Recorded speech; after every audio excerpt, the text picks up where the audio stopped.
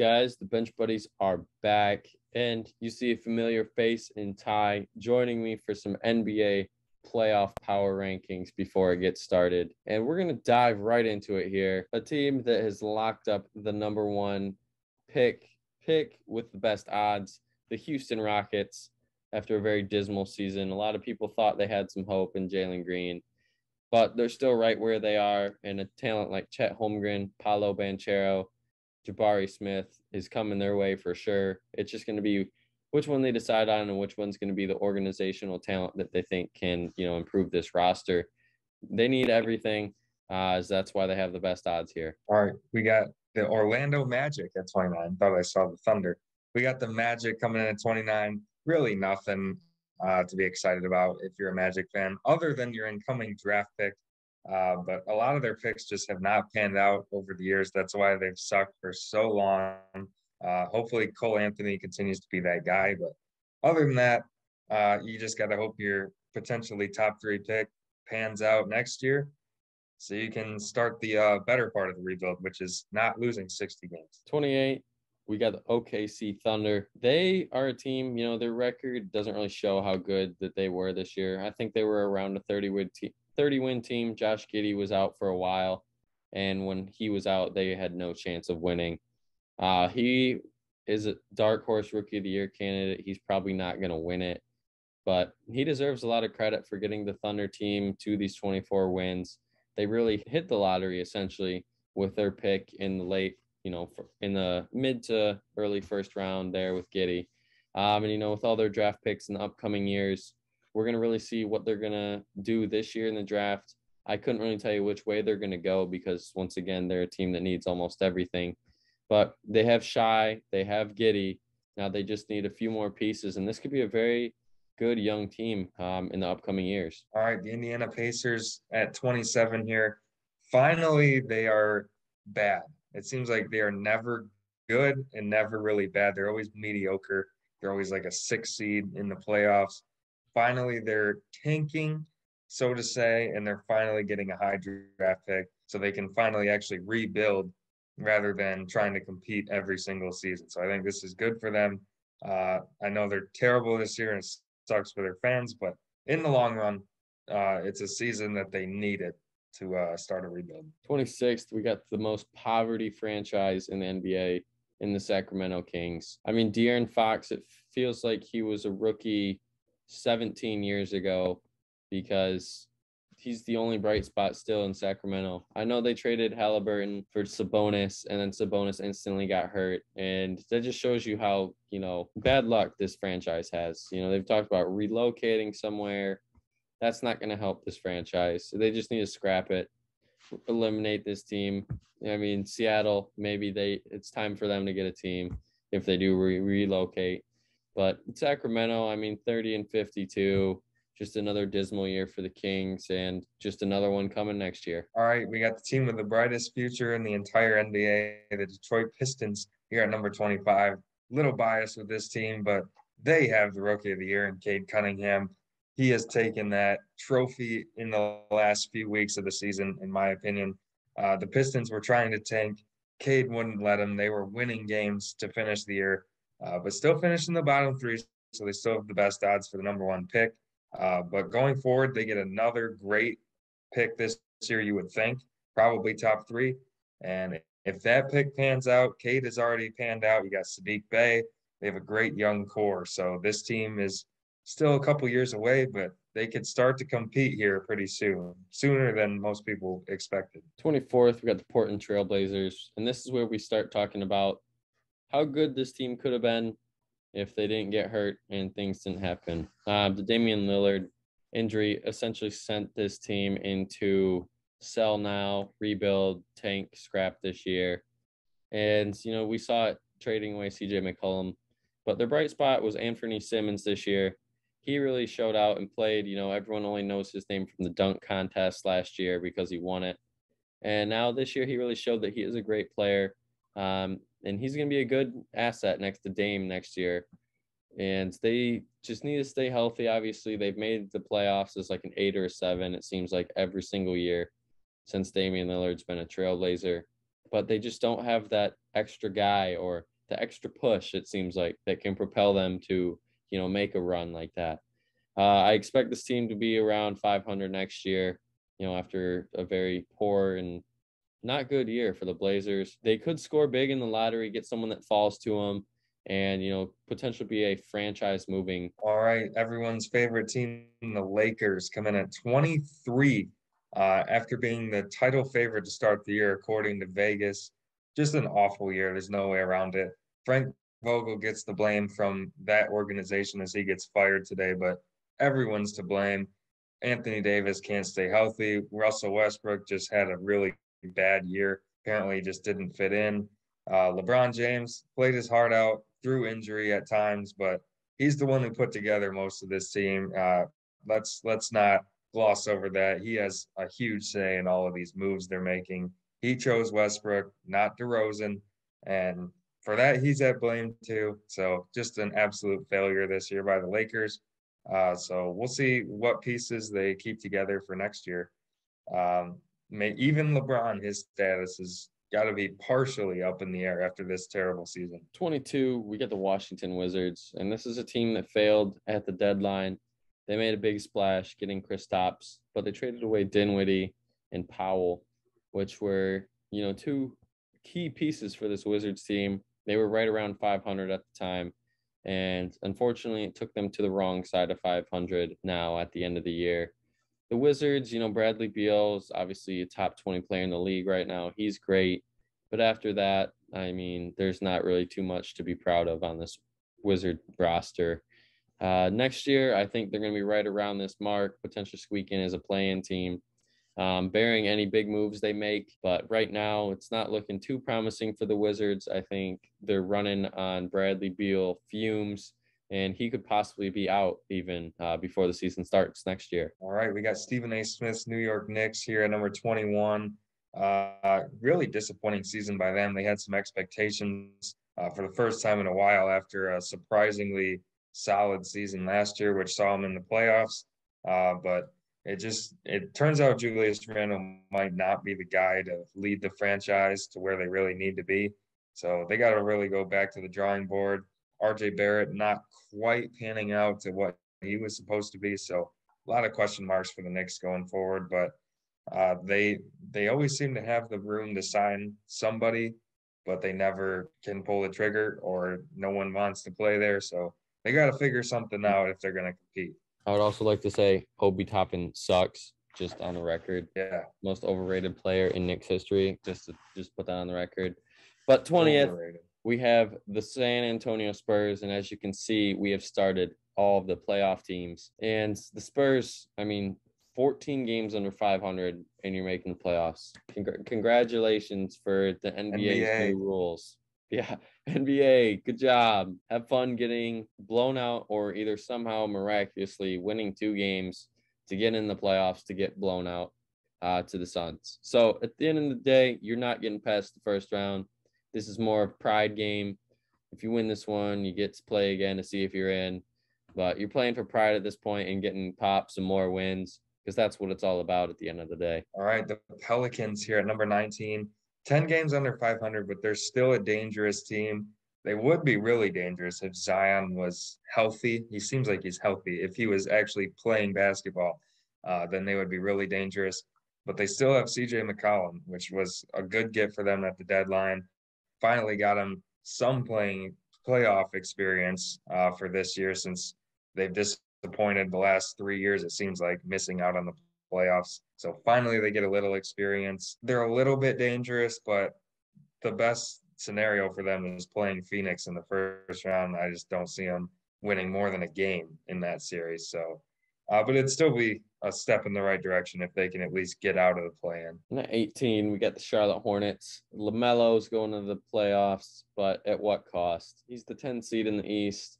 And see, this is where it benefits, the NBA of having all these teams in. You have the East, where lots of teams are loaded this year, super competitive. And what was it? The Heat are 53 and 29. So they're only 10 games back from the best team in the conference. And it really shows that how good the East was. I really think this Hornet team could sneak in, get that 8 seed, and play that Miami Heat squad. But then again, you don't know which Hornet team you're going to get. And that's the biggest question mark for the Hornets this year. That's why they're here at 10. All right, we got the Hawks at 9. Now, this is a really dangerous play-in team. We saw it last year. They shocked Philly and went all the way to the Eastern Conference Finals. They still have basically that whole roster this year. Still have the core of Trae Young and John Collins. So I think if this team gets that 8 seed and plays the Heat, as we know, the Heat are not the Suns. So if you get the Hawks and the Heat in the first round, the Hawks can compete in that series. They'll make it interesting. So I still think this is a team to be reckoned with, even though they're only the 9 seed. I think they're starting to play a lot better. They've been heating up at the end of the season. So keep an eye on the Hawks if they get out of the play-in. Just for all the Knicks fans out there. But at 16, we got the Cleveland Cavs. And this is a team that, I'm not going to lie, Brady and I had a lot of promise for 20 games through the season. You know, they were, I think, a top 8 team, I think, as high as we had them. Maybe even top 5. I can't remember at one point in this season. And here they are, middle of the NBA, 16th, the 8 seed in the East. I know that some injuries here and there, you know, bad play, it's whatever. It's a very young team exceeding all expectations this year. I mean, even right now as the 8 seed in the East, they're exceeding expectations. And you got to be happy if you're a Cavs fan. No matter what happens in these play-in games, I think it's still a successful year, step in the right direction. Evan Mobley, the rookie of the year, runner-up, hopefully, had a great year. And I think he's going to build on it, be a tremendous player in the NBA. And they could get a solid steal in the middle rounds. I don't really know what they need. I would say probably a forward is their best bet. But the Cavs right now exceeding expectations. And don't be too surprised as well if they could, you know, win a few games from either the Heat or the 2 seed as well in the East. All right, we got the Raptors here at 15. This team is kind of interesting. They don't have that superstar. I mean, they have Siakam, but he's not really that guy yet. They kind of remind me of the 04 Pistons that won the whole thing, but with a lot less talent. Obviously, I don't think that's their ceiling. I don't see them winning the whole thing, but they could definitely compete with the 76ers in the first round, potentially win the series. I don't see it happening, but they're still a dangerous team. They play really good team basketball, which you don't get a lot of these days in the NBA. So you got to still keep an eye on the Raptors. No one really talks about them, but here they are again, exceeding expectations as the 5 seed. At 14, we got the LA Clippers, the best team in LA. You know, nobody saw that coming, especially with Paul George and Kawhi being out the whole year, it seems like. And here they are. Ty Lue is not getting enough credit for getting this team as an 8 seed in the loaded West, it seems like. I mean, what else to say? Paul George is back. This team is going to be playing better than an 8 seed. You know, if they win the play-in game, the first play-in game, I think they can give the Grizzlies some problems. I'm not saying they're going to win the series, but I think it'll be a lot more competitive than people are going to think, especially with Paul George healthy now. And this is a team, you know, if you're a betting man or woman out there, that spread is probably going to be a little more favorable for the Clippers because those games are going to be a lot closer than people are going to think. That is, if they can get past the play-in round. But I'm liking this Clippers team, underrated team for sure. And, you know, they could be that team this year that could pull off the biggest surprise upset. All right, just ahead of the Clippers is their opponent tomorrow night, the Minnesota Timberwolves, the 7 seed in the West. They've just been really hot down the stretch. Cap finally playing like the star that they needed in Minnesota. And obviously Anthony Edwards taking another leap this year in his second year, really proven to be the key piece that they needed to finally get in the playoffs. They're not there yet. They got to win 1 out of 2 games and finally break their playoff drought. I'm not sure what it is, but it's been a while since the Timberwolves were in the playoffs. So it'd be a step in the right direction. It's only up from here for this franchise because they're really young. So just getting in will be a big accomplishment. At 12, we got the Chicago Bulls, and they're right where a lot of people thought they would be, but they're also missing Lonzo. And you've seen in the games that Lonzo's played this year how much he meant to that Bulls team. I know Caruso has done a great job stepping in. Ayo DeSumo, he's done a great job as well. But you can't, you know, reciprocate what Lonzo has done for this team. in his games that he played, I believe he played around 30 games. Their record was, I think, 20-10 or somewhere close to that. And I know that right now it's 46-36, which is still 10 games above 500. That team played way better than only 10 games above 500 when Lonzo was on the court. So he's going to be missed severely in the playoffs. Tough matchup with the 3 seed in Milwaukee. Not favorable at all for the Bulls. They may, win a game or two here, but I think that's my biggest lock of the first round is Milwaukee moving on. But the Bulls, you got to be happy where you are after all the offseason signings, the draft picks. So they're definitely trending in the right direction. As you know, just 2 years ago, this was one of the worst teams in the NBA, and now they're already here in the playoffs. All right, we got Dallas here at number 11. We're not high. Well, we're high on this team, but not as high as some other people are. As they're the 4 seed, we only have them ranked 11. This team needs to get out of the first round. That's the bottom line before we can rank them any higher than this. We've seen this movie before. Everyone writes the Mavericks as their dark horse, and then they fall short in the first round. It's not Luka's fault. It's just the franchise needs to give him a little bit more help. And this year they traded away Porzingis. Some questionable moves from the front office, but like we've seen before, Luka has carried them to a high seed here in the West. But they get a tough matchup in the Jazz, so it's put up or shut up for the Mavs. They just need to win a series basically. Luka hasn't done it yet in the NBA, so now is the time to do it. And at 10, we got the Denver Nuggets, the 6th seed in the West. Don't sleep on the Nuggets. They played this whole year without Jamal Murray. They figured it out. Aaron Gordon, I think, has been a great, great acquisition in the offseason. Really has proved that he belongs in the NBA. He's a solid player. He's not just a dunk contest player. And I think he's going to be the key for the Nuggets to make a run in the West. The West is very competitive. As you see, they're 14 games above 500, and they're a 6 seed, which, it's kind of crazy in previous years. This was probably be a 4 or a 3 seed. But the way the West played in those top 8 teams, they were all super competitive. But you got to give Jokic the credit here. He's probably going to win MVP as he's the favorite right now.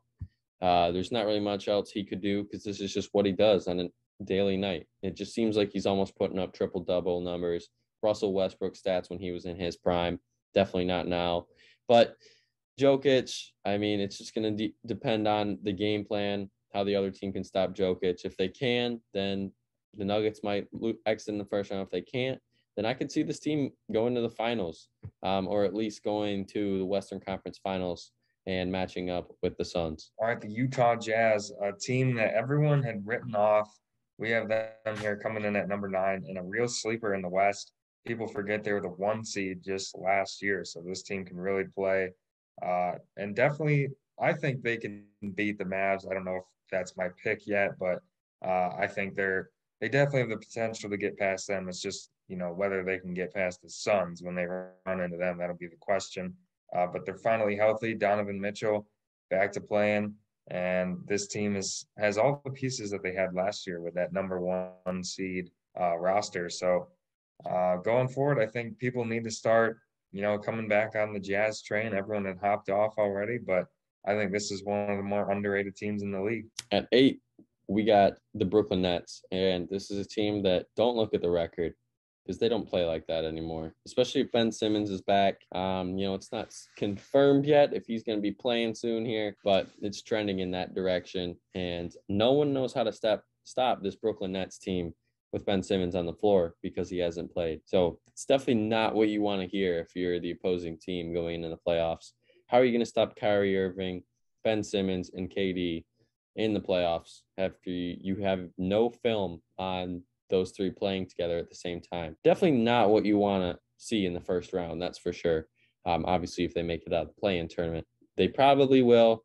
Obviously, this team is right now built like a 3 seed in the East just because of how competitive it is. A lot of people were writing off this team when they traded James Harden to bring in Ben Simmons, but you still got to thank James Harden for getting him to this point in the season, because without him, I'd say the Nets are around a 9-10 seed, potentially even out of the playoffs. But right now, as things stand, they're the 7 seed. They have the easiest way to firmly lock their spot into the playoffs this upcoming week. I think they're going to do so. And it's either going to be the Heat or the Celtics that unfortunately have to play probably one of the best lower seeds in NBA history, I would say, just because of how loaded this team is. All right, Philly here at number 7 in our rankings. And once you got to, well, even the Nets, all 8 of these teams have an argument to be number 1, really. I mean, the Sixers definitely are a team that could win the whole thing. They're also a team that I think could potentially lose in the first round of the Raptors. So it could go a lot of different directions for them. Can you finally get James Harden to show up in the playoffs? That's what it's going to come down to. Say what you want about Joel Embiid. He always shows up in the playoffs. He always gives you his 20 to 30 points. He does his job. It's whether the pieces around him can do theirs. So I think it really just comes down to whether James Harden's going to show up or not. That determines their ceiling. At 6, we got the 1 seed in the Miami Heat. You're probably thinking, dang, they don't even have Miami in the top 5. And here's why. That East was just so competitive this year. And, we haven't seen the Celtics and Bucks, and we think that those two teams are more equipped for this playoff run.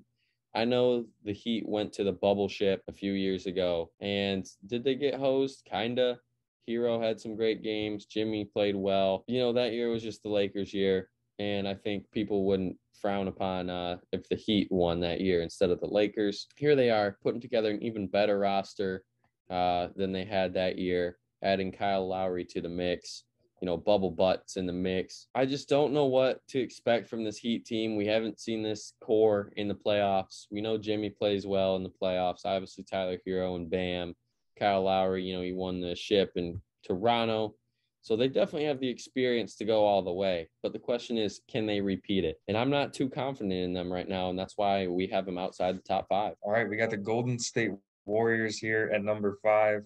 If Curry's healthy, then obviously they have a ceiling of an NBA championship. They still have Steph, Clay, and Dre, the core 3 guys from all 3 of their runs.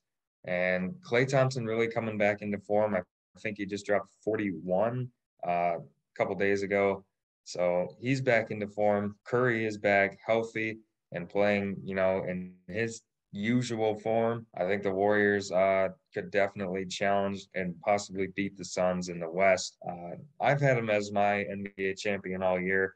Not as confident in that now after they kind of fell off to end the season, but once Curry's back, they definitely could get back to that. And I don't think anyone really wants to face them. At 4, we got the Boston Celtics. Jason Tatum and Jaylen Brown have absolutely carried this team to, I think, the ceiling that everyone thought they would live up to finally. The only blow is Robert Williams and his injury. And when are they going to get him back? That's the biggest question mark. I think he's going to be out for the first round for sure. Hopefully they don't have to play the Nets, because that would be a huge loss for the Celtics if they can't have Robert Williams for that series. They still obviously are a really good team, being the 2 seed in the East. They beat up on each other. The Celtics came out as the 2. It came down to what? All 4 teams, I believe, could have been the 1 seed on that last day. And this is how it came out. So we got the Celtics here, and I really like this team. They've put together a solid season. I mean, in my opinion, I haven't heard too much hype around the Celtics. You guys may have heard some different sources and outlets out there, but I just haven't really heard too much about this team. And I think they need to be talked about more. And don't be too surprised if you see them in the Eastern Conference Finals. All right, we got the Milwaukee Bucks here at number 3. Obviously, the defending champions. Obviously, they still have every single player from that core that won the championship. They still have Giannis. They still have Middleton, Holiday. So that's why they're number 3. I mean, they haven't exactly wowed anybody this year. They didn't win 60 games or anything like they have the last few years, but it doesn't matter. They're coming off a championship. You expected them to possibly stumble out of the gates a little bit, but they're playing their best basketball of the season right now. And I would say they're probably the favorite in the East right now. They just won the conference last year. I think they're probably the best team. They're the team with the least amount of question marks going into the playoffs for sure. So that's why we have them at number 3, and then they're definitely a team that could repeat as NBA champions. And of course, at 2, we have the Memphis Grizzlies. You guys knew how these final 2 were going to be. Obviously, we have the Suns at 1 as well. But the Grizzlies, the most anticipated team, I think, to see in the playoffs and how they're going to play. You know, Ja Morant is electrifying every time he's on the court. Tyus Jones, though, has been the huge story for this Grizzly team. You know, the six-man backup point guard, whatever you want to call him, has really taken this offense by storm, taken the league by storm as well. I think Ja Morant's record when he hasn't played is what I think 18-4, 20-2, something along those lines this year when Ja hasn't played. And it really shows you that this is a team dependent, not a player dependent team. So obviously, when it comes down to it in the playoffs, if your best player or a player you need to contribute is not contributing, someone else is going to step up for this Grizzly team. And I think that's what makes them so scary this year. All right, I think this is the biggest gap in the rankings from 2 to 1, as we have the Phoenix Suns here at number 1. They have just been dominant. By far the best record. They have the best record in the whole NBA by 8 games, which is crazy. And they're just scary all around. I mean, people forget they had a 2-0 lead in the finals on the Bucks last year. People were questioning whether Milwaukee would even win one game on this team. Obviously, it didn't go their way the rest of the way, but they've gotten better since then after being in the driver's seat in the finals. So that's a scary thought. Chris Paul's back. He's healthy, back way before people thought he was going to be. So he's back into form before the playoffs even start. Mikal Bridges has improved a ton since last year. Ayton obviously has gotten better. And that's why they won 64 games, set the franchise record. So it's an obvious choice for number 1. And they have to be the NBA championship favorite right now. That's going to be it for the video today. If you like to hit that subscribe button down below, we're doing another huge giveaway at 500.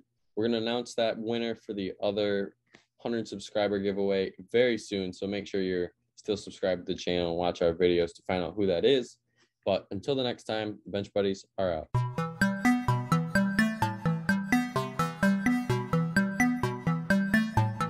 She never called back.